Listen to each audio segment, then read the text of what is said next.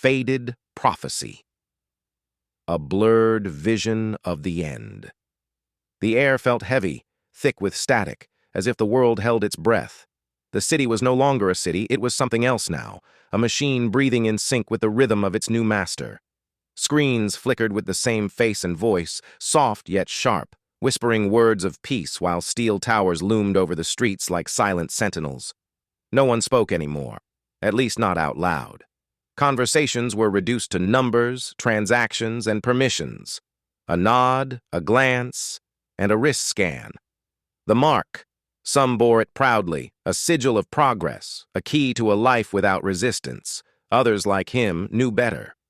He moved through the crowd, unseen, just another ghost in the machine. The faces around him were blurred, their features washed out like a faded photograph left too long in the sun. The streets stretched and twisted in a way they never had before, as if the world was being rewritten in real time, a program adjusting itself. He passed a church, or what had been one. The cross was gone, replaced with the universal emblem they all had to bow to now.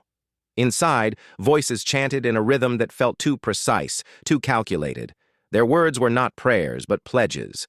A memory surfaced, unbidden. A voice, old and worn, reading from a book that no longer existed. And the beast was given authority over all nations, and all who dwell on the earth shall worship him.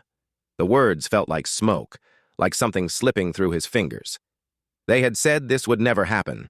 They had laughed. But now here it was, etched into reality. The screens shifted. A new broadcast. A man, nameless yet known by all, stood in the grand hall of glass and steel, his arms outstretched. His voice carried through the air like a whisper in a dream. "We have come to the dawn of unity. Those who resist, they resist peace itself." The crowd around him nodded in unison. No hesitation, no thought. He turned away, blending into the static hum of the city. He had somewhere to be, someone to meet.